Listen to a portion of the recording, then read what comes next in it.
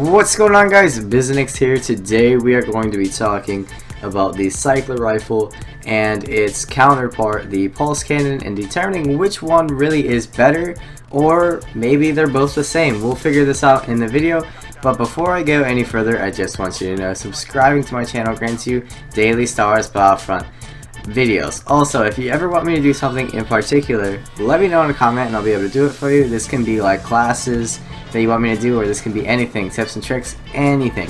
And also, lastly, I should say, if you ever want to play with me, whether it be Star Wars Battlefront or any other game, let me know in a comment and I'll be able to get my appropriate information to you, because I do play on PC, but I play Star Wars Battlefront on Xbox, so just so you know. But without further ado, let's actually get into this video. Alright, so since we're breaking these two star cards down, I think it's only appropriate to kind of do some math and figure out the damage per second of each of them, sort of to get them on the same level and to understand how they really were incorporated into the game. So let's first talk about the cycler rifle. Now we're going to look at these unupgraded cards because some of you may not upgrade cards. I know some people in the game that literally save all their money and don't upgrade anything.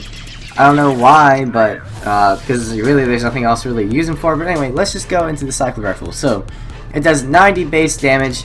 We're not going to talk about headshots because headshots are incredibly hard to use or to hit, really. But if you hit it, then it's a one shot. But we're just going to talk about the 90 base damage.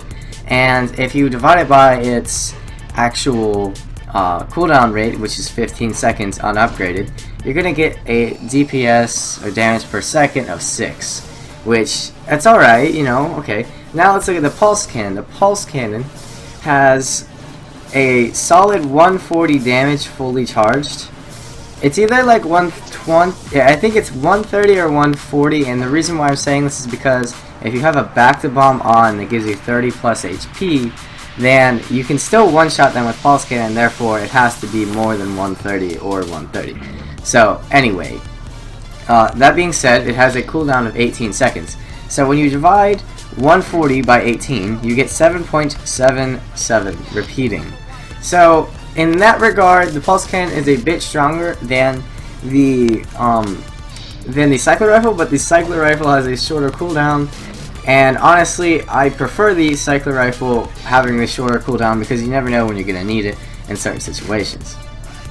So really, the only other thing we can look at with these two star cards, since they're both snipers and they're both cooldown weapons, is the cooldown speed, which we said the cycler rifle is shorter than the pulse cannon, and then the rate of fire, which is basically the same thing as cooldown. The speed of the shot, the pulse cannon does travel faster than the cycler rifle, but not by much. Ever since the patch from a couple of days ago, or not days ago, months ago, they changed it so that the cycler rifle does shoot almost as fast as the pulse cannon. And that being said, there really aren't any things to think about when the velocity. I think it's more personal preference, and if you're more of a person that snipes and likes to one-shot people, you definitely want to use pulse cannon. However, if you're more of a person that wants to use is closer to an enemy, then you might want to use cycler rifle. All I'm going to say is the versatility of the cycler rifle is much greater than the pulse cannon, only because you can run and shoot with the pulse cannon, or not pulse cannon, you can run and shoot with the cycler rifle and it will still be fairly accurate, whereas if you are running and shooting with the pulse cannon, it does not go where you want it to go. So that being said, I think it really is personal preference in how you play. If you like to run and gun, use the cycler rifle. It has many benefits, one of which you can shoot people in shields, but the other benefit is simply just the running and gunning. The pulse cannon is a one-shot, however it does not go through shields and you cannot run with it. So guys, that's really about it. So I know this was a relatively short analysis, but there really wasn't too much more to say. Somebody wanted me to make this video in a comment, and I definitely was going to do it for them because it was relatively easy and kind of a good idea. So guys, if you enjoyed this video, be sure to leave a like.